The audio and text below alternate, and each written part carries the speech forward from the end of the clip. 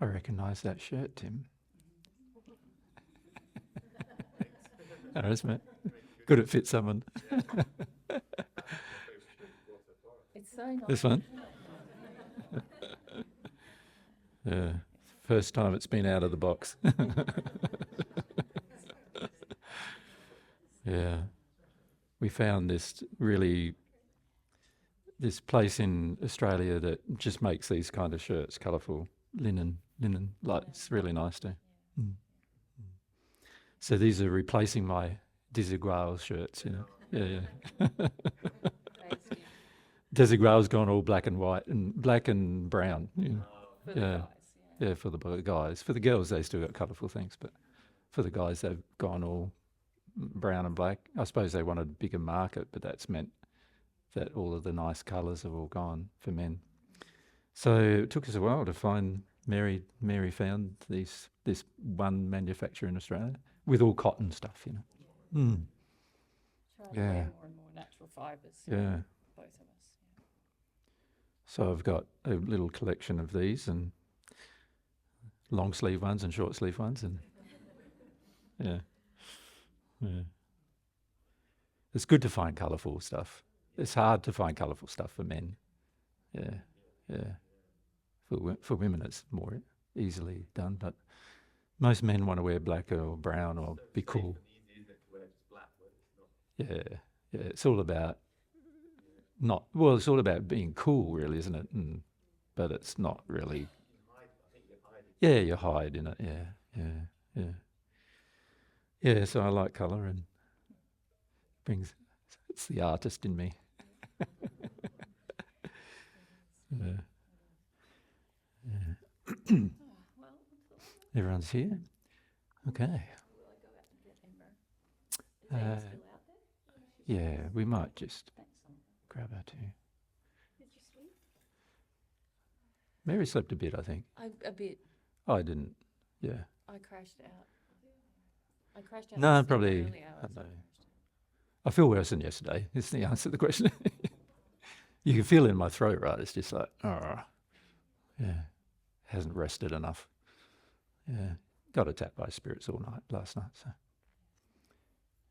just a common theme on this trip as well. Everywhere we go, we pick up a new large groups of spirits, and usually most of them are pretty concerned about Mary and I, and particularly myself at this stage, and so a lot of it's about just trying to wear me down. And my spirit friends have backed off because they're trying to help me stand on my 2 feet. So it's just a process I've got to go through, have some grief, and so I've been crying a fair bit about it on the trip. Yeah, and it's been good actually. I've been everything I deal with. I've had a sort of like a body healing as a result in different areas of my body. So I actually am feeling better, believe it or not. Now my back is a lot better than it's been for a long time, and my bowel is a lot better. Most of it's about this spirit attack that I've been under since childhood. Yeah. That's why half of my bowel was removed when I was 18 months old or so, because I was under attack then as well. Yeah, and it's been all my life and quite oppressive all my life. Yeah. All right. Who would like to handle some microphones? Olga, thank you. Thank you, guys. How'd you go with your homework? You reckon you went good?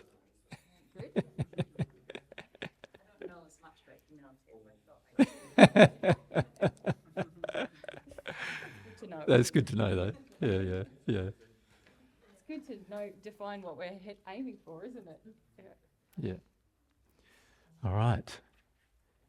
Do you want to have a chat to Aria, I think, before we start, hey? Or do you want to start? I'd like to probably start. Yeah. Yep. Yeah, good day. All right. So yesterday, what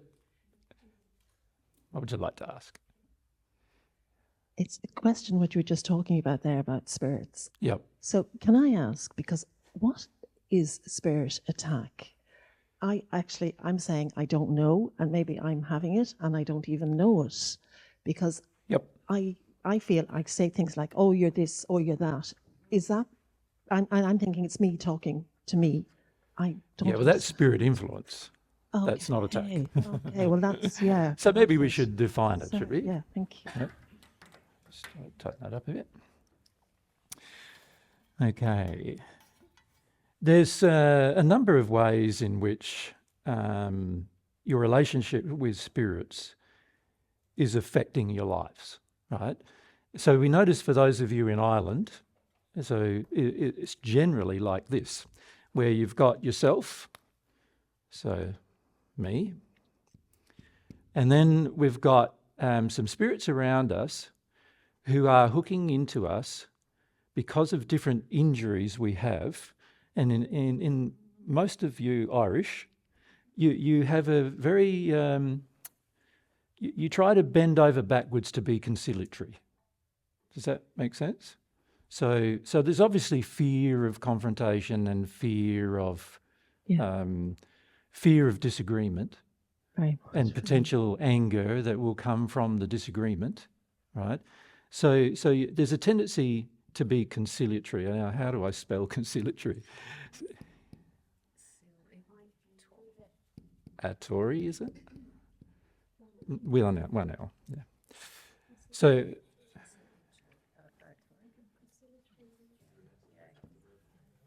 I think we get. you know what I mean, Yeah. right? Yes. So in other words, there's a tendency to pander to people. Like there's a tendency to sort of bend over backwards to help them out even when they're being demanding. So even when they're being unloving, there's a tendency to just give them what they want and then they'll go away, is sort of the general feeling. So it's like, so this has a tendency to attract spirits who are demanding, who have demands, who are quite sort of angry. And in the extreme case, they might even get abusive with you.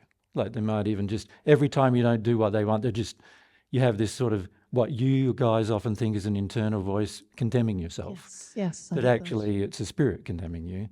And a lot of ways they get away with it is by you thinking you've sort of got this sort of internal voice that's going yabba, yabba, yabba, to you about what you feel are your problems. Yes. But oftentimes it's the spirits who are just using your own injuries against you so that they can get what they want out of you. Does that make sense? Mm-hmm. So you could really say under those circumstances, the spirit is like an abuser, really, aren't they? So they're abusive, really. Excuse me, I'm just going to have a cough.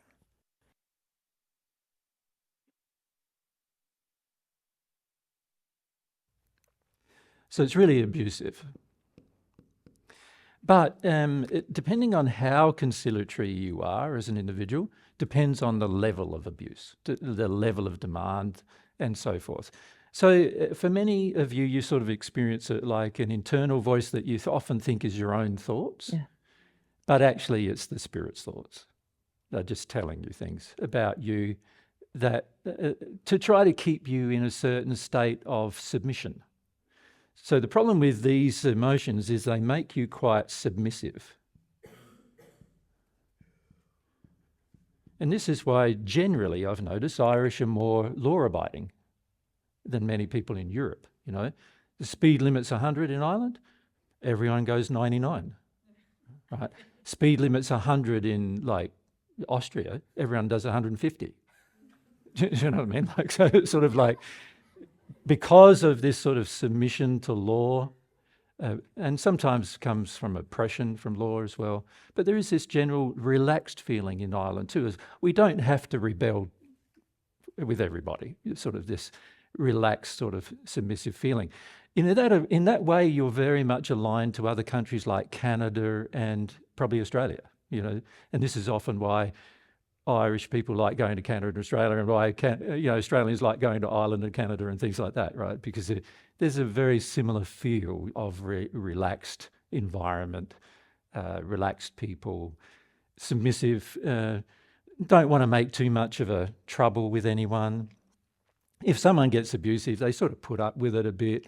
And then, and then they just go, oh, I just don't want to spend a lot of time with them. So you just sort of withdraw, but you don't have it out with them and say, look, the reason why I'm withdrawing is because you're abusive, right?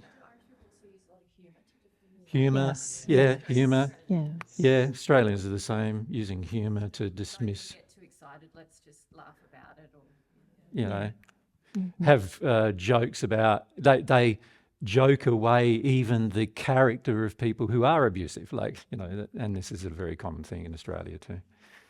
Okay, but really what you're doing by having these emotional injuries, and these are, remember as we raised yesterday about love, these are actually injuries in love. They're not actually loving, they're injuries in love. So by doing this, you're attracting spirits who can do the opposite, so they have a level of power over your life. They'll talk to you. It was interesting at Marie's, where's Marie today? There you are, right next to her. Okay. Mary and I, when we arrived in your home, there was about 20 spirits living in your home. And one of the things we did the first night was, even though it was late, was we tried to get them to move on, because it was like they were living in your home and they've been living with you this entire time. And obviously you're hardly living in the home yet yourself, but they've been, 3 of them have been with you in your previous home, and they come to your new home. And then the other 17 or so were living in the home attached to the previous tenants of the home. And some of them have gone back 150 years. So they've been living there, like living in the location in the region, and then just when the homes got built, they just moved into the homes. And we talked to them about why they were there, and they said, "Oh, Marie just lets us be here, She doesn't really care we're here, so So and obviously there's things happening in the home and things like that that that they're attracting, but because you're so, you have this underlying emotional state, there's this feeling of, I'll put up with it and I'll allow it, and things like that. And so you see this happening in a lot, but probably your home, Marie, was interesting because it's the first home we've actually been to on the trip where we stayed in somebody else's home where there was such a large group. Normally in a home there might be 1 or 2, you know what I mean? more often they're attached to the people who live in the home rather than in the home. Are you mute? I'm not. Sorry, I'm muted. Yeah. Usually they're attached. Sorry, I'll stand up so I can see. Usually they're attached to the people, or they're attracted to the people in a home. But what was interesting about your home is that they like the home. They just they feel it's an easy environment for them just to keep inhabiting. Yeah. And they haven't moved far away from your home their whole lives after passing. Yeah, you want to ask? Yeah, I just want to ask, are they loving spirits or angry No. or aggressive or? No. Well, when you say aggressive, I would say aggressive. Like they were perving on Mary in the shower and things like that. A bit creepy, like bit that. creepy. Yeah. Yeah. But they were more involved in personal addictions that they'd had on Earth. So they had some injuries in love about sexuality, and they had injuries about, some of them had used alcohol and things in their life, and so they sort of have this sort of feeling it's okay to engage in things to get away from myself. Yeah. Not really dark. Not like vicious. as dark as some others we've met. Yeah. There are some we met that are extremely dark, but and there's some here with us today that are extremely dark, by the way. But these ones are not as dark as you might imagine. They're just earthbound, and they've been earthbound for a long time. And so we talked to them, and I said to them, look, you've either got a choice of having a discussion with us about why you're here, and things like that, at some point, or you're going to have to, for 8 days, be restricted. I'm going to ask for you to be restricted from looking at Mary in particular, but also other things. So, but they also had some level of self-awareness in the sense that they admitted that that's what they were doing, They admitted they were, that it wasn't kind what they were doing, and they felt quite bad about it once it was pointed out to them. And so the very next day they'd all gone. In the morning we didn't even finish up having the following conversation. They were all gone. Now they might come back when you go home, but they haven't been there since we've been there the next day. So, and partly it's because we introduced them to a group of spirits who could help them, and also we talked to them about the fact they could have a better life, a less restricted life, rather than just living in one home on earth. They could be having their homes in the spirit world and have a proper life, that they haven't had for some of them, like I said, about 150, couple hundred years. You remember you got your castle next door, the old castle. There's a whole bigger history with that, where it never really got built and never really got used, but there was a whole heap of workers involved in the castle, and some of them were workers from the castle and things like that.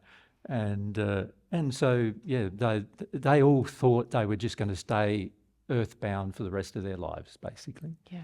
And they didn't really understand there was a spirit world. So it was a bit sad, really, and they felt their sadness. Sad, yeah. They felt some sadness, and as a result, they were introduced to their new homes.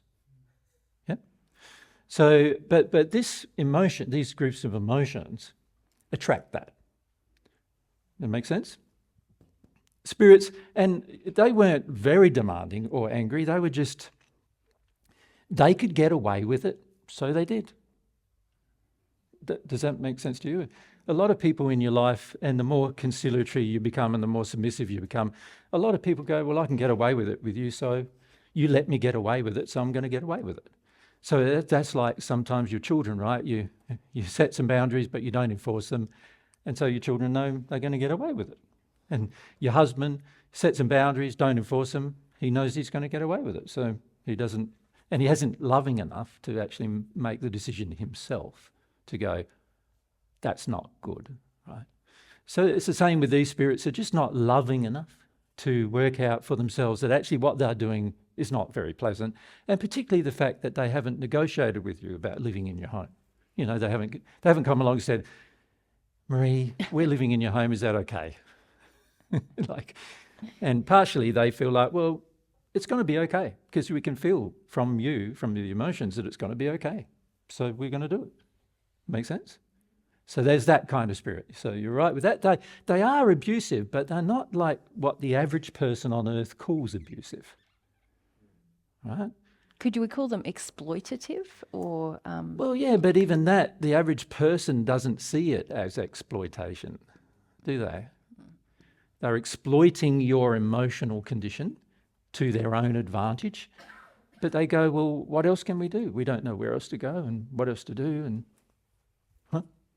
nobody tells us.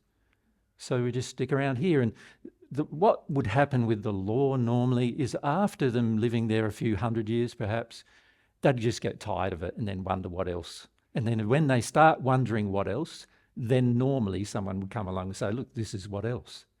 But they have to first have a desire to wonder what else. And in the conversation we had with them, I just sped up that process, you could say, by talking to them about there is other things you could be doing. There's other things you could be enjoying. Many of you have been locked up.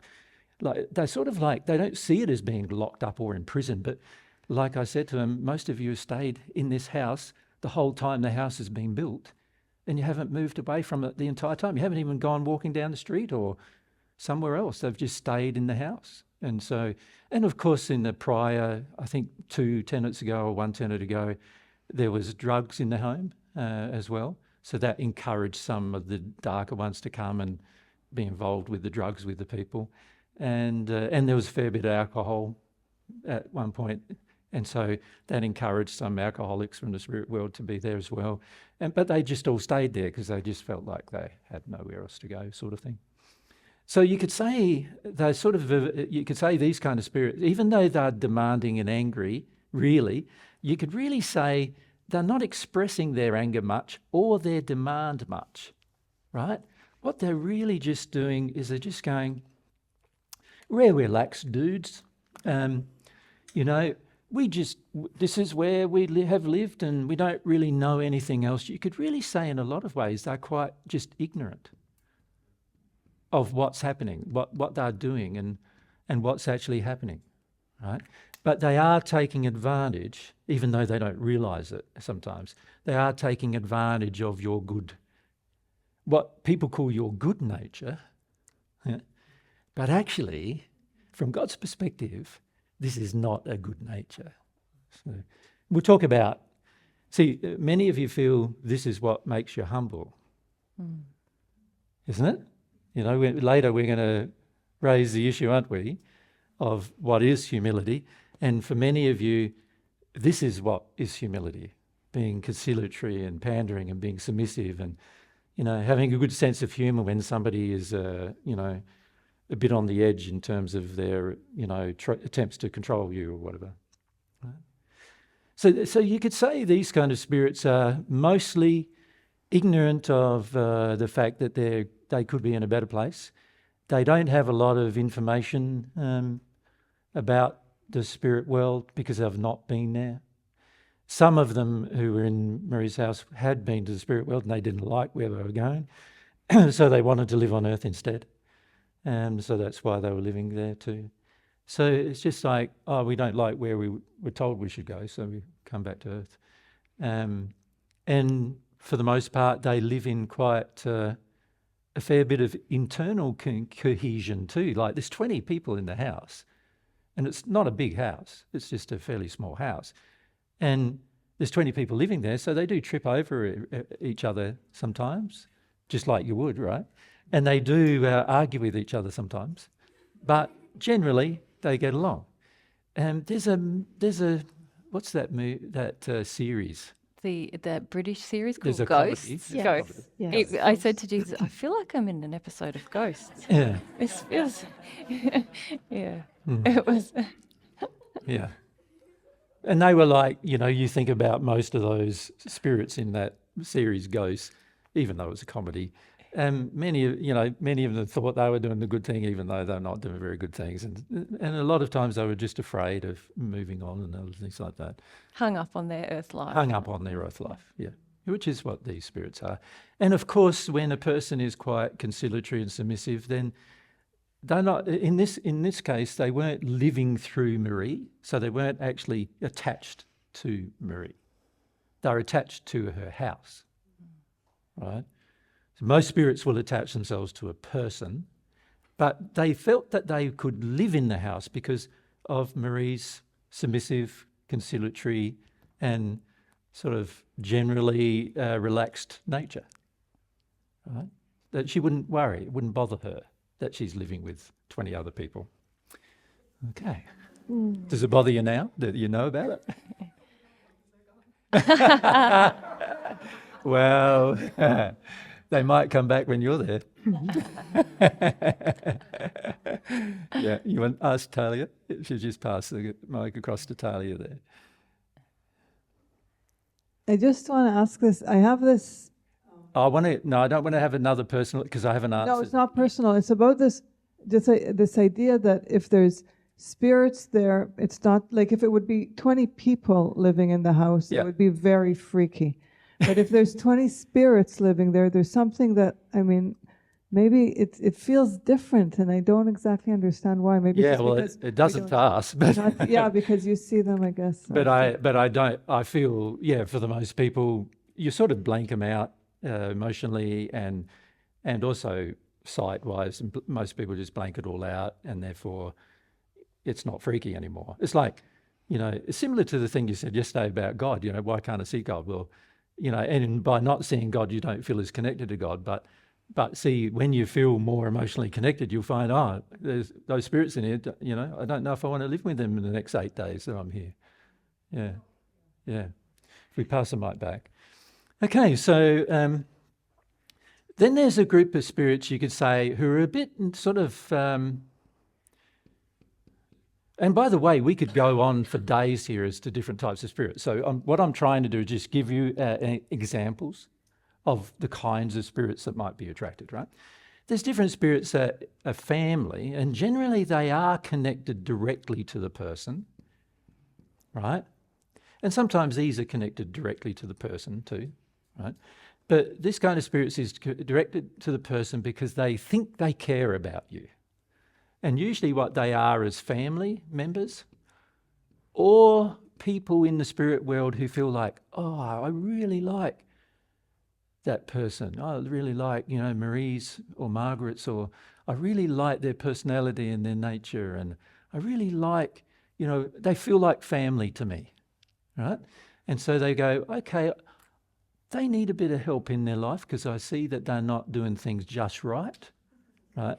Not that these spirits know what's right, but they just sort of go, I can see things that you can't see, right, going on. So, when an example is, let's say you are married to somebody and he goes, he said he's at work when he's at the pub or something like that. And the spirits go, that's not very nice, because he can see him or she can see him at the pub, right? And you might not know. And she's going, we need to have a bit of an argument with him about that. Who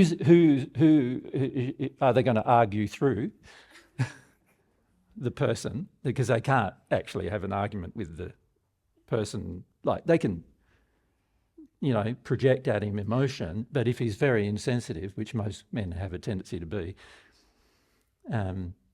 project emotion, and doesn't really work. So now if they got some connection with you, they can go project some emotions through you. And then you feel like, I'm a bit angry with my hubby and I don't really understand why, but I feel like I need to have an argument. So you do. Do you know what I mean? And eventually it might come out that he was at the pub rather than at work or whatever. Right? So these kind of spirits feel they're sort of protecting your interests. They're giving you information that you would not otherwise have, and so forth, right? So this is all, we're still talking about spirit influence here, right? Not overcloaking, not when somebody becomes completely overcloaked, but just influence, where family members from the past are going, we're looking after you, we care about you, you're my grandchild, so I'm going to care about you, and I'm going to tell you when things are off in the house. And it's also oftentimes their perception of when it's off, right? So if they've got an injury with men that says, never do anything for the man, whenever you do anything for the man, they'll say, what are you doing? Stop. They'll put some heavy on you to stop.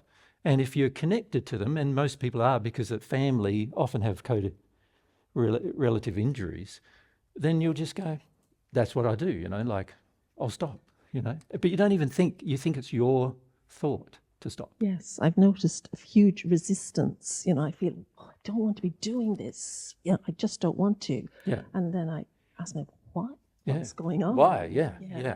Now, of course, for them to also have this kind of influence, there has to be a fair bit of this going on, doesn't there? Inside of you as well. There has to be a fair bit of, I'll listen to somebody who's bossing me around a bit, right? When the reality is, if you really are in alignment with your own free will, when somebody starts bossing you around, you become more resistive. If you were in alignment with your free will, you would say, no, that's wrong, I'm not going to do it, right? When somebody's bossy, right? But the majority of people don't do that. They become more conciliatory with somebody who's bossy. So, you see this at the shop a lot, right? The bossy person who's customer gets served first, that kind of thing. And that's the kind of feeling that often is engaged here, right? So here we're talking about these still are unloving people, but they're relatively uninformed and to a degree ignorant about how they're even being unloving. They don't really know they're being unloving. They think it's just normal and good for you and so forth, right? They don't really know. And then like last week, we talked to a group of spirits that were with one young man in the audience. And they were a bit different because he had a lot of feelings, which we'll talk about in a minute. So this was a young fellow. Should we call him what do we call him? A young fellow. But I'm a man. Yeah. Right.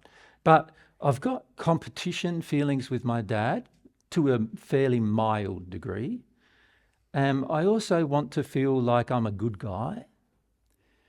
And nobody really noticed me much in my childhood either. Like nobody really, mum and dad, there's a lot of parenting that goes on that's really like the child is really barely noticed when they're being brought up, you know what I mean? And that causes a person to have this sort of injury of like, somebody noticed me.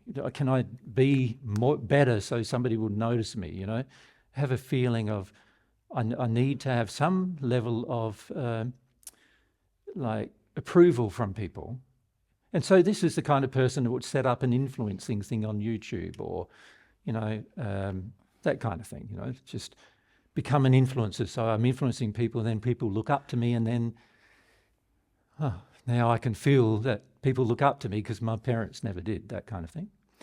Now this kind of issue, it does attract darker spirits because there's a whole group of spirits in the spirit world who feel they've missed out on a life on earth.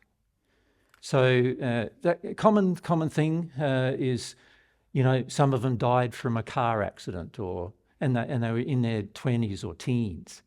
And while they were on earth, they were quite reckless, and that's why they died. But they've now feel like their life on earth was terminated. And because they weren't in a good condition when they passed, there's no spirit life that's any good for them either. So now they want to relive their life through somebody, right?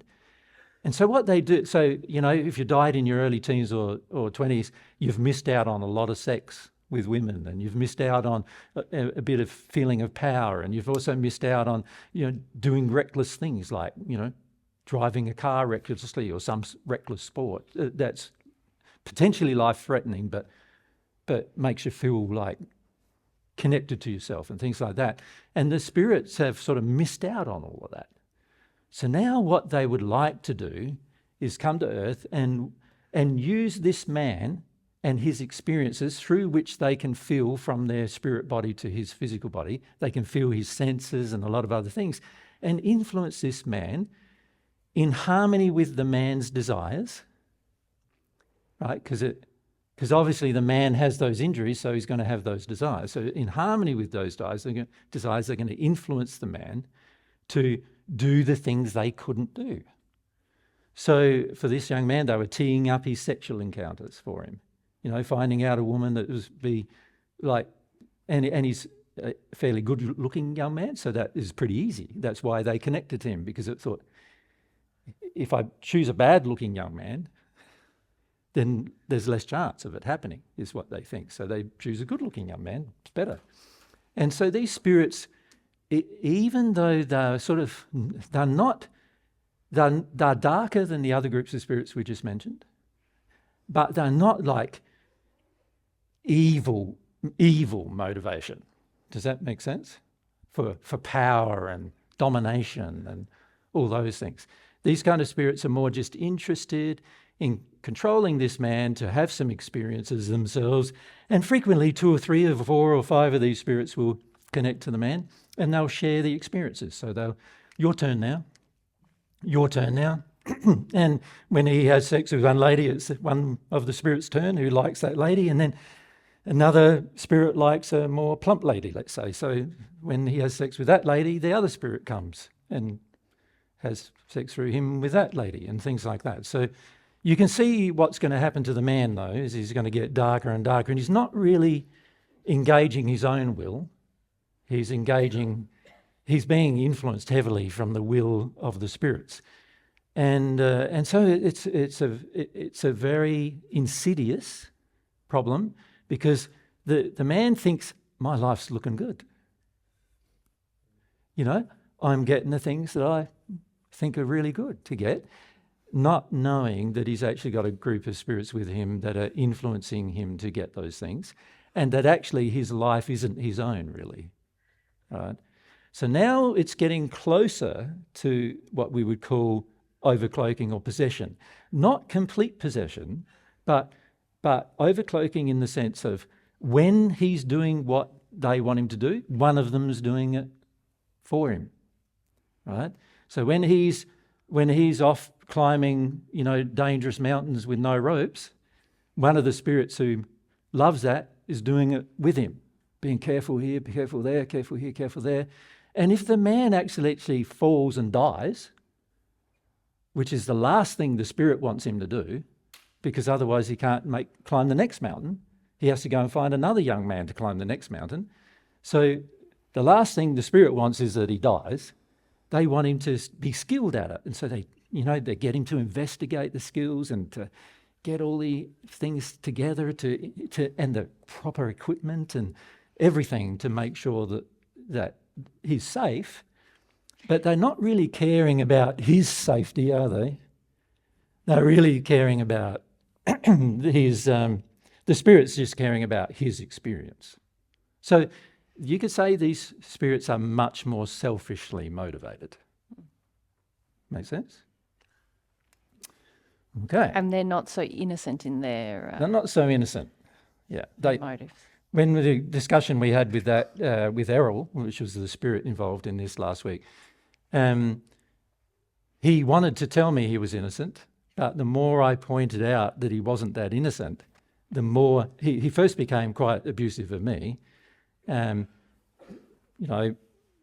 me I'm picking on the man, and why am I picking on the man, and why do I feel like, why am I trying to harm these men, because all he's trying to do is help them. And if Errol thought that if he couldn't influence River to do things, then River might not do them, and then River would miss out on his experiences.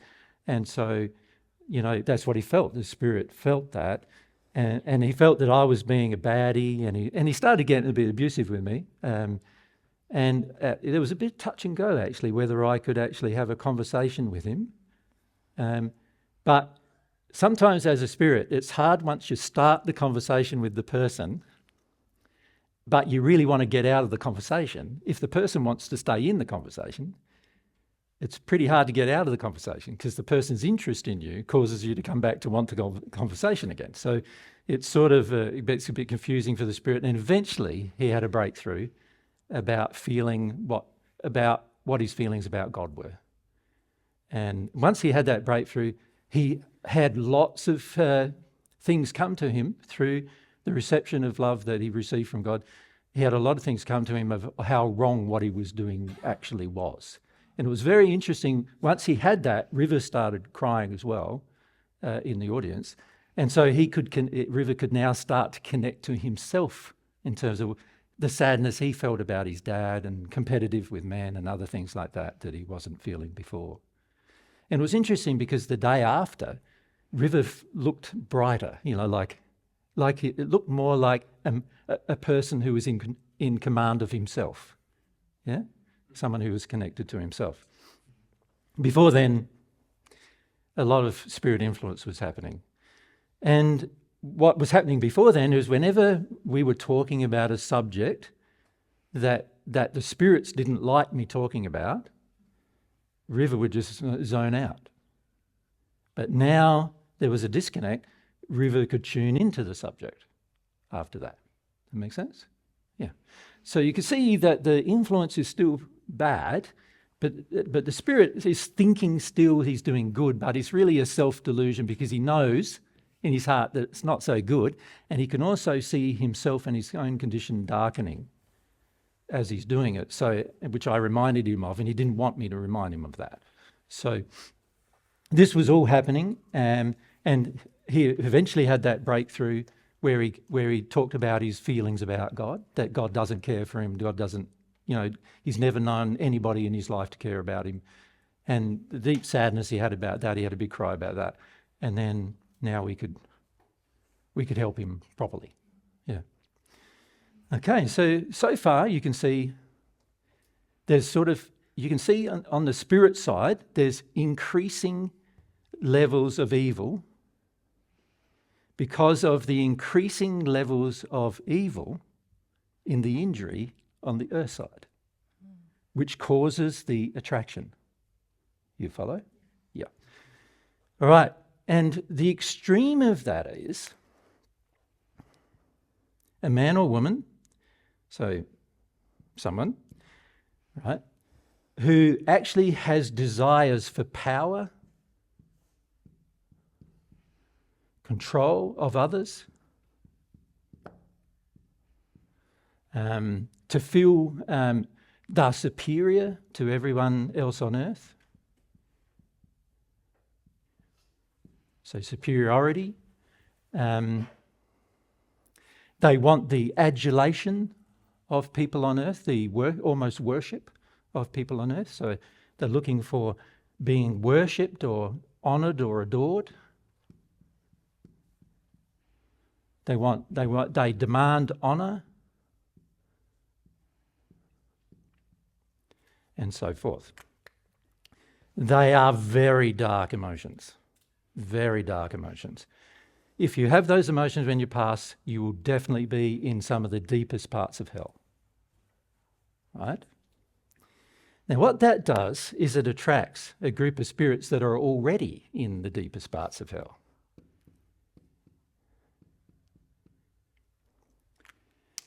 Who due to their own life experience often, they've had either one of two things. One is no power at all, no control over their life at all. They were treated like they were inferior their entire life.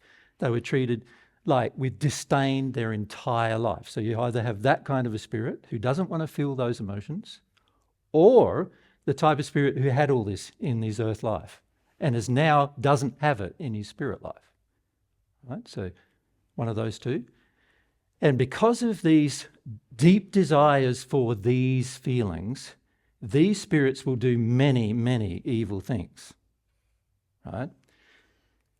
And this group of spirits, if you align yourself with them by having these emotions, it's going to cause you to do a whole heap of things that you think are good, but are actually taking you straight to hell, right, when you pass, right? And this group of spirits, they also become very manipulative, devious, and abusive, particularly to anyone else who confronts them in any way, right? And so they have extreme forms of, really, they are happy to revert to violence. And from a spirit perspective, what they do to perpetrate that violence is they try to perpetrate it against the spirit body of the person they're trying to perpetrate violence towards. So what that means is they try to take over the person's mind, or they try to cause them to have nervous reactions in their physical body. Depends on the openness emotionally in the person, not this person, but other people. They manipulate situations by doing these things to people, where a person becomes very frightened of them. So this person who wants power control to feel superior really needs other people to be in fear, right, in order for this to work. Yeah. In order for this person to gain power over others, the people he's gaining power over or she's gaining power over need to be afraid of him. The people he's gaining power over needs to think that they are inferior so that they can believe he is superior. They need to feel they need to be controlled so that the spirits in this, the person in this zone can control them. They need to feel they need to have someone to look up to, someone to worship, someone to honour, someone to respect, someone they can listen to, and they tell them a whole heap of things and they'll just go and do them, like robots almost. They need these people, right, for this to occur. Many politicians are in this state because that's how they gain power, by having people in fear honour them and respect them and their decisions and so forth, right? So they need fear. Now, these spirits know this person needs fear in order for these things to be actually occurring. So what they do is they perpetrate violence, spiritual violence, but also physical violence where possible, by influencing others towards the person in fear. You follow? And this causes the person in fear to become submissive, to try to avoid their fears, which causes them to feel more engaged to the person who wants power. Right? And we could say this person in fear, as long as they're compliant to all this, sometimes they don't even realise that this is happening, hey? Well, a lot of people have been in fear from their childhoods, right? Haven't they? Yeah. You know, they've had all sorts of things happen in their childhood, and they're very afraid people generally. And also they've had all sorts of inferior feelings coming from their childhood. And a lot of people also, their mother or father want the child to worship almost the mum or dad. So it's a very common injury to feel like you need someone to honour and respect in your life, a mentor to look up to type of thing. Very common injury. And if this person who it becomes a mentor wants power, wants control, what feels themselves to be superior, then you're now in a very dangerous situation, right? This is what people accuse me of, right? Isn't it? Like this week they accused you as an audience in the paper of being stupid lambs who are just listening to a power-mad man, right? And they made that accusation in your, what was it, Irish Independent. Yeah. So the issue is most of them think because I'm saying I'm Jesus that I want these things. And I have no interest in any of these things. But there's many people we meet that do, right? And so this person must have these things in order to survive, they feel. These people feel they need a person like that in order for them to be guided and looked after.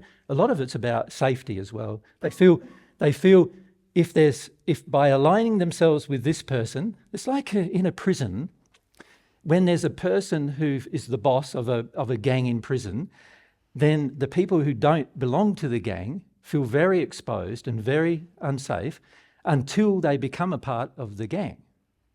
Right? And then they feel more safe and less exposed. Right? This is the same dynamic. Right? So these will revert to violence, threats, blackmail,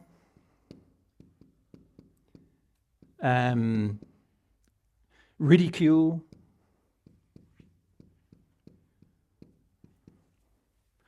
what else? Heaps of other things, right? Sort of like an undermining of your manipulation, your own thoughts and feelings. Manipulate. They project at you that you're hurting if you... Yes, that you're morally bad if you don't do what they say. So what should we call that? Shaming. Shaming you, yeah, shame. Gaslighting. Yeah. It's when somebody undermines, tells you don't feel what you actually feel. Make sense? Now, of course, most people on earth, when they do that, they don't know what you feel. So they're really undermining your feelings. Now, of course, every celestial spirit can tell you what you feel, right? But they wouldn't do so unless you asked, generally, or if you were in their company, right? So, yeah. Okay, what else?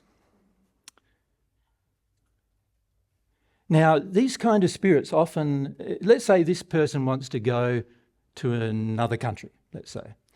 These spirits will usually go and visit that country first, find all the people who they can bully and control, and then set up meetings for this person so that the person's desires are fed and the spirit's desires are fed. Now, obviously, each time this happens, this person's getting darker, darker, darker, darker. And these spirits are getting darker, darker, darker, darker, right, into the hells, to the point where this person may become someone like Hitler or Stalin, who were prepared to murder millions of people in order to have power, right?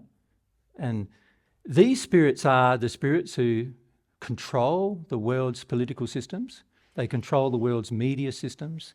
They control the world's drug companies to a large degree. They control there's a large number of, so you could say, enterprises, things on earth that are controlled by these spirits. Yeah. And then there's people who are aspiring to be those spirits, right? And they will get these people to do something that might seemingly be good on the outside, but eventually you can see the darkness of it as time progresses. Yeah. Okay. So that's a pretty dark situation, isn't it? Yeah. Now, can you feel how scared many of you are about that? I'm feeling it down, and I'm almost hearing, see how bad you are. See, this is the Yeah. thoughts. So that's the start of it. But these people are wanting superiority, wanting control, wanting power, want to be worshipped, want to be honoured. And so that sort of, you can see again that the emotional injury of the individual is leading to the attraction. And of course, these spirits are looking for people who are prone to that, because as a spirit, you know the colour of the injury. There's a colour emitted out of via the spirit body of the injury. So when a person wants power, there's a very strong dark brown red colour that comes out of the person, and the spirits just can identify it straight away. That person wants power, I'm with them. Like, it's done instantly. Yep. And they can identify it, and they know that injury they can play on. And what they do first is get a beachhead with the person. So they establish a connection with the person, and then they work on the person to darken their condition. Can I just clarify though, Margaret? Do you think you're one of these people? No, that's why I'm trying to understand. I don't have any desire. You don't have any of these, do you? You're not this. No, you're not one of these people. No. No. You don't have any of it, right? No. But when you're asking about spirit attack, really what you're starting to explain is how spirit attack happens, aren't you? Yeah. Now, if this person no longer desires to be under the control of these spirits have invested so much time in the person. And finding a person, like, there's already groups of spirits with other people who have got these same problems. Finding another person, you'd have to go probably right to childhood to find another person and develop them as a child to be this person. If you were a spirit that was ripped away from this relationship, then you'd have to go somewhere else. So what these spirits then do is if this person wanted to change and wanted to grow, these spirits will let them do it as long as there's no way that the person would, through the changes, would actually ever be released. So they'll let you talk to spirits. They'll let you think you're loving. They'll let you think you're truthful. They'll let you think you want love and think you want truth. They'll let you think all of these things, right? But these spirits, as long as you just think it and you don't feel it, they're fine. They know that. But as long as you're in a facade about it, they're fine too. I know one man. He came to a few seminars like 20 years ago, probably 15 years ago or so. But he's like this, he wants power, and the spirit, he tried to get away from it a couple of times and couldn't. But now what he's doing is like he tees up groups of women mostly, and fundamentally does all these sexual things with them, and he's classified as a sexual guru, and women go to him for sexual healing, right? And it's all very, very dark, like very dark from God's perspective, yeah? Yeah. So this is the kind of, these are the kind of emotions inside of a person that become very dangerous in a way, don't they, to your own spiritual development. Yeah. Jay, could you explain how you get attacked though? Because this is not how you're getting attacked. No. Because that was the question, No. wasn't it? Yeah. Okay. But if this person tried to do the right thing, can you see? These spirits are going to go, I don't want that. We want to get you back. So as long as you're in the illusion of doing the right thing, they're fine. But as soon as you try to actually do the right thing, then these spirits will attack. Right?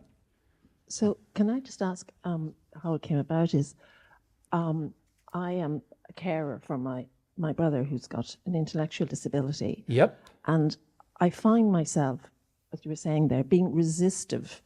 You know, I feel I'm always looking after you and doing, and I think you're able to do it yourself. I'm resistive all the time. And I'm blaming myself. Why am I so... Because you can feel that there's spirits working through him that are Yes, I playing do. on the fact I do. of his incapacity, and they're playing on the fact, and they use that to justify bad behaviour. And the trouble with an intellectual disability is that many parents do this to their child when they're very, very young, when they recognise the child has an intellectual disability. Instead of trying to help them morally, they forget about trying to help them morally at all, because they say, you know, the general thought is they can't know they're doing something wrong. So they don't help them morally. And as a result of not helping them morally to develop, the spirits go, well, you biddy, we've got a person who is now like immoral, not by his own desire, but because the parents have allowed him to become such. And now we've got a free rein to do what we want through this person. Everyone around will just blame it on his disability. Condition. I often felt that it was them testing me almost. That's right. Yeah. And that's what they do. They do this. Yeah. They also do it with children, obviously, where, you know, permissive parents, for example, who basically let their children do anything they want. Well, that encourages very dark spirits to come to their children, and then to actually start doing things like being bossy in the family to the point of aggressive, being, domineering in the family. And you get these little tackers that are like only 3 or 4 years old, because of mum and dad's permissiveness, have now become totally almost spirit overcloaked in almost everything they do. We meet many families where the young tacker, you know, the little child, is not themselves at all. They're not even there most of the time, because these spirits, these teenage spirits oftentimes, spirits in their usually teenagers and 20s, are doing all sorts of things. Some of them are doing it just to torment mum. You know what I mean? Some of them are doing it just to torment dad. Some of them are doing it just because they can. Some of them are doing it because they get this thrill of, I can do anything I want and mum and dad will just let me do it. I can run riot through a joint. I can disturb everything. I can control everything in a room. And like similar to the Kids Friday, right? And the parents will let it happen, and they've completely overcloaked a lot of their small life, right? The problem with it for a child, of course, is that it's a lot to do with the parents' feelings, firstly. Secondly, so it's not the child's fault, it's the parents' fault that this is happening. Secondly, the child is not developing its own nature, its own desires, its own will. So when these spirits are taken away from the child is like a baby again who doesn't know how to use its will. Right? Yep. The person I'm looking after is an adult, and I heard you once on the video, so I even got the electrical stimulation. Yep. And it did make a difference. But only for a short time. Exactly. Yeah. It came back again. Yeah. Yes. You can't do it through that. Yeah, and I said to them, I'm sorry, but I said, I can't, this is the only thing, because he doesn't understand. And it also is not very loving. Yeah. To a spirit. To a spirit, electrical stimulation is like fire. It was very light. It was the foot, but yeah. Oh yeah, it's like fire to a spirit. Yeah. So that's not very loving. The loving way is to restrict the child. Well, he's not a person I'm looking after. He's not a child. I know. He is a child though, isn't he? Intellectually. He's disabled. Yes. He's a child. Yes. Right. Yes. So you have to restrict him. So unfortunately, if you let this go on until they're an adult, which is what's happened in this case, if this was occurring as a child, if they were developing 2, 3, 4 years of age, by the time they got to 4 years of age, if they'd followed my suggestion, the child would be free of the spirit, and then you would actually see the real child. Even with its intellectual disability, it won't attract the spirit so much, right? But and this applies, they're a child. They're even in an adult form, they're intellectually still undeveloped and emotionally completely undeveloped because they've been spirits with them all their life. you have to restrict them. Now, when they become an adult, that's pretty tough. You need 4 or 5 people to restrict them. Yep. And the average psychologist or doctor on earth would say, oh, you're hurting the child and you're hurting them now and it's terrible. But there's got to be some way, doesn't there? And this is a physical way of restricting them is quite effective. So I don't mean punishing, I mean just restricting them, stopping them from moving until the spirit leaves. But you'd have to be very sensitive to what the spirit was. When they were leaving, you would talk to the spirit at the same time. You know what I mean? You would do a whole heap of things along with the restriction in order to release the child or the adult child from the burden that they're under. Because it is a burden, yeah. Yep. But because the child is so submissive and easily controlled because it doesn't have a developing intellect and a developing will, then of course these spirits can easily control them. Yeah. Makes sense? Yeah. Yep. And they now make him physically ill. And, you know, he says, I'm... Yeah, well, the attachments will make them ill. Yeah, they'll die from the attachments probably. Usually that happens. That's why it's well known that most people with disabilities do die much younger than most people without, even though their physical body is still having the same functioning. The other trouble I notice with a lot of intellectual disabilities is parents give them any food, anything to keep them quiet, and the spirits learn, oh yeah, I can drink condensed milk all day, every day, or something like that. You know, the spirit likes it, and they go quiet. And so what the spirit does is go, I'm going to be noisy unless I get what I want, right? You give him what he wants, and he's going to be quiet. So the average parent from this learns, oh, all I got to do is give him what he wants, and he'll go quiet. So they do. They give him what they want. They give him, like I knew one family, condensed milk, like actual condensed milk, very sweet, right? Rotting the teeth out and everything, but it made them quiet, right? So the child, of course, is very unhealthy, fat and unhealthy because of just this very bad diet, no vegetables, no fruit, no nuts, no, just processed food and condensed milk, right? And you think about that, you think, wow, how long is that child going to survive physically eating that kind of a diet? That's like a McDonald's diet, you know? It has no nutritional benefit, so therefore the child's probably going to die very young because of it, right? So yeah, there's all sorts of things that people on earth do thinking they are doing the right thing but not understanding the dynamics of what's going on. Mm-hmm. So if he wanted to go on a binge of chocolate, as we call it, and I'm torn between his free will, and this is where I But it's not his free will. Okay, so now I can. It's the spirit's free will that you're giving to the spirit. He's just an unwitting pawn. And unfortunately, because of what happens in terms of the brain's receptors with regard to getting what you want, there's going to be a very strong feeling in the person on earth, you know, who's intellectually disabled. There's going to be a very strong feeling on the person on earth that they want that thing too. So it's sort of like, it's a double whammy. The spirit wants it, and the person on earth now also wants it, and it's going to be a heavy addiction, a physical one. But the person doesn't have a lot of emotional addictions, you see, because of the disabilities.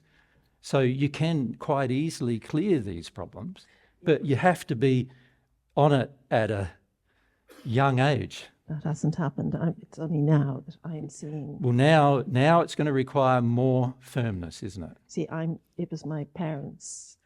They have both passed, so I am now the carer. And trying to and that's very difficult because you're dealing with somebody else's totally problems, really. Totally. And what you probably need is some help to every time the person goes to get something that is an addiction on their part, like a chocolate binge, you're going to have to restrict them. Now, how do you restrict an adult body person who has a child feeling?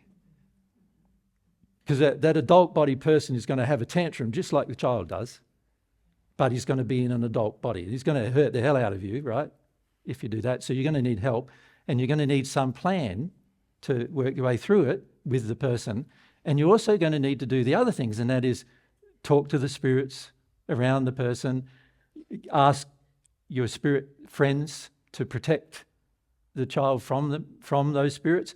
But unfortunately, because that hasn't happened from his childhood, it is going to be a lot longer to do because of his own demands and his own desires. The medical profession years ago put him on heavy medication. And Yeah, he's on all which is a kinds. form of restriction, isn't it? And I find this quite funny in a way, that people are adverse to physical restriction, but are not adverse at all to totally blowing the mind up with chemicals in order to restrict somebody. So that's like... I literally call it, when I was Chemical working in mental lobotomy. health, chemical restriction. Yeah, Yeah. it's really a chemical lobotomy, isn't it? Like, And I see that he's numbed down completely yeah. with the medication. Now that's not going to help him either, is it? It's No, not this loving. is where I'm. But you can see why people do it, because they don't understand the dynamics of what's going on. And as a result, they end up doing these things that they feel are more humane. But actually, what's the most humane is to restrict the child, when it's a child in particular, but even as an adult, is to restrict it till the point that you break the spirit bond. Spirits who have gotten their way for years and years and years and years are pretty easy to break away from somebody, because they've gotten their way for years and years and years and years, and if you stop them from getting away with it for 3 months, they'll just clear out and find someone else. That makes sense? That's what they'll do. Now, of course, if you're also talking to those spirits, and you're also, there's a lot of things you can do spiritually as well, isn't there, to help the situation, praying for help for, to control circumstances as well. But you're also going to have to be very careful of your own safety, because spirits become murderous when they don't get what they want. So it's just as likely, if they become murderous, they pick up a knife and stab you to death with it. The child won't be responsible for that action, but the spirit will, right? So you're going to have to make sure you have a plan that's safe for you in the process, right? Safety is going to be a key thing. Yeah? He does seem a gentle person in. Yeah. Every single child who's had this experience is a gentle person in there, because they are undeveloped themselves. And they're just totally overcloaked by spirit. The spirit's not gentle. Yeah, no, because. So I wouldn't, even if the child did stab you, it wouldn't be the child's fault, the intellectually disabled person's fault. It would be the spirits with them. And God attributes all the blame to them. Yeah? Make sense? Yeah. But we haven't answered your question yet, have we? Which is why am I under spirit attack, wasn't it? Well, it was what is spirit What attack. is spirit attack? And you can see that, maybe you want to handle, but I can see how the spirits, say with your brother, could start to attack you when you start to be more firm with your brother. That's it. And, That's and right. then I chose not to be too firm, because I felt I was told I'm interfering with his free will. Now I Yeah, no. understand that's No. right. I can All do they're that. doing there is they're saying to you something that you believe, Yeah. to manipulate it, because you don't understand free will.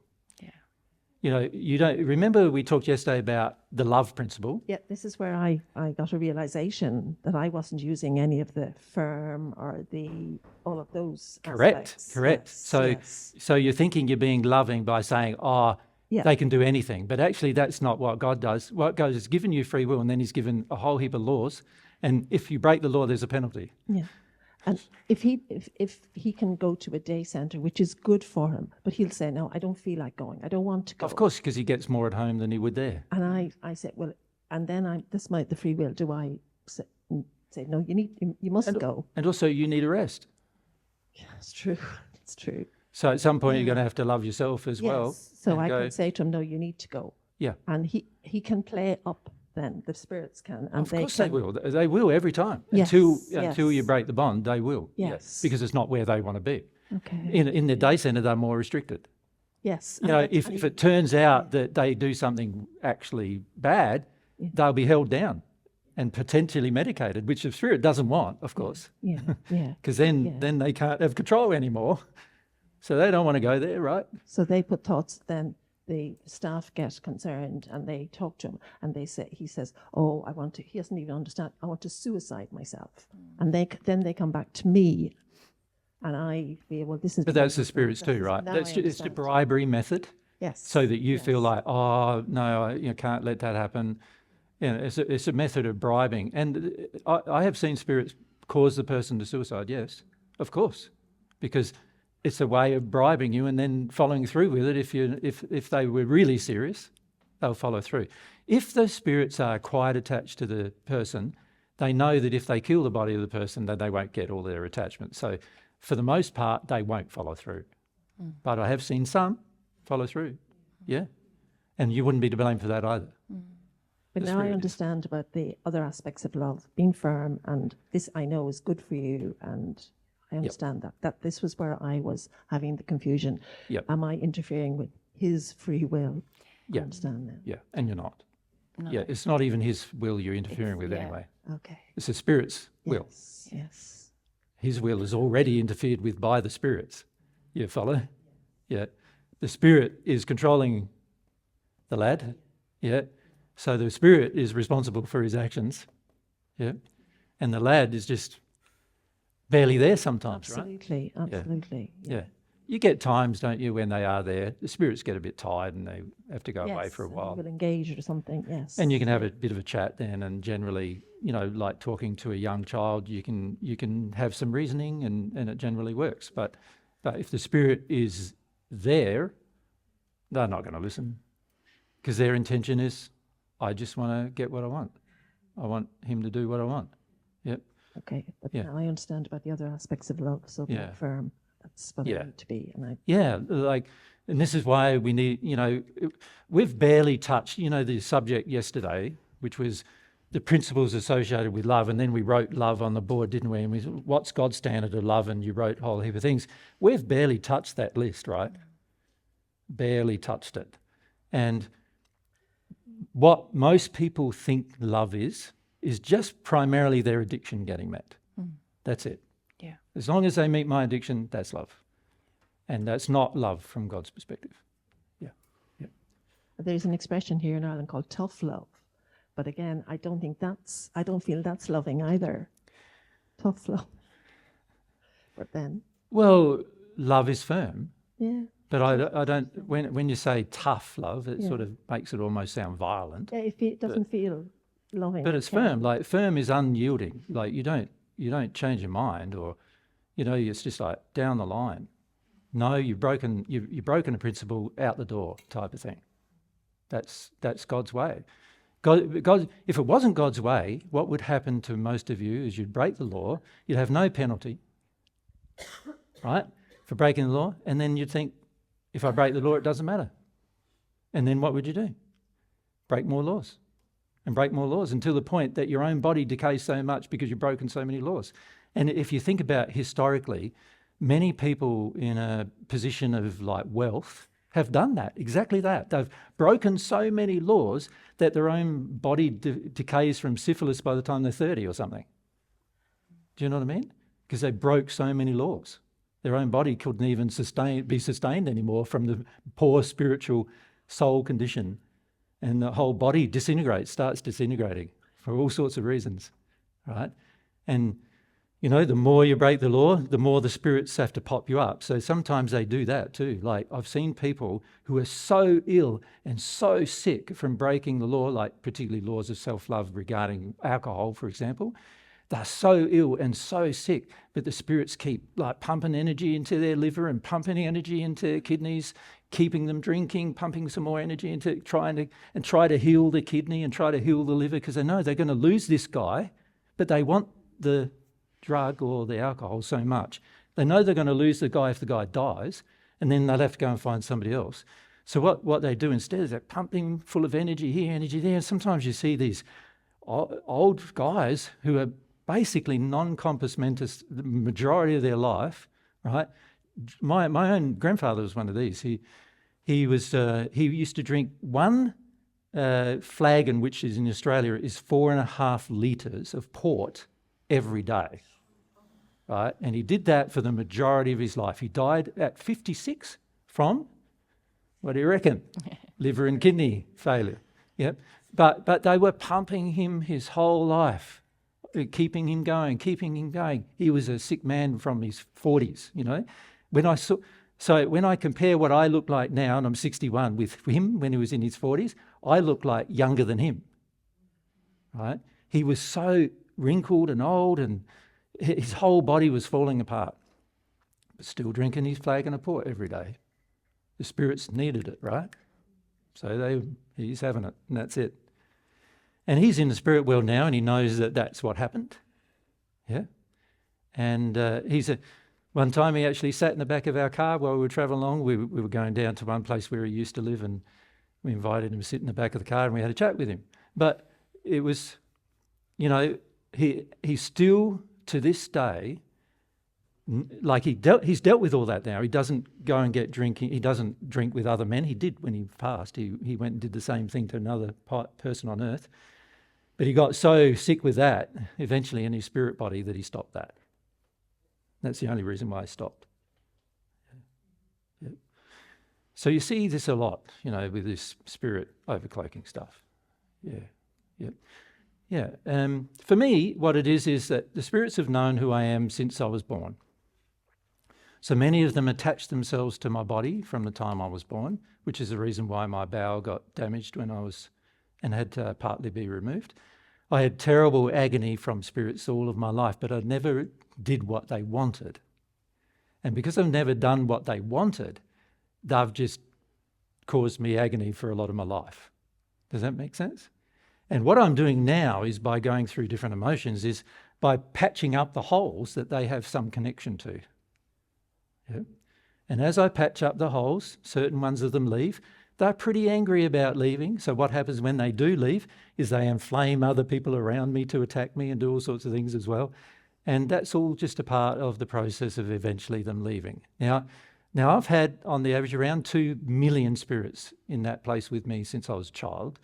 And that's extreme because they know who I am. The average person maybe would have 1 or 2. 1 usually, right? Maybe 3 if it's extreme, right? But because they know who all of the 14 on earth are, all of the 14 are under this terrible kind of influence in different ways. And for me, it was all about just attacking me all the time. So I ended up as an adult having quite poor sense of worth as a result, and was very prone to people like taking advantage of me all the time. Yeah.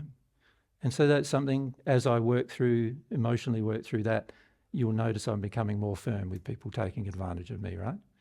And that's all a part of healing the problem, and also getting rid of the influence. Yeah. So all the 14 understand what it's like. Many of them, of course, are still in it. So that's different. Mary, it's taken you a solid 15 years to get rid of some who have been Certainly. influencing you. Hey, you've only just got rid of some this year as well. Yeah. Yeah. It gets better each time, but then often it's, for the 14, it's where you have taken on the influence and almost agreed with it internally, or allowed the involvement in your thoughts, if you like.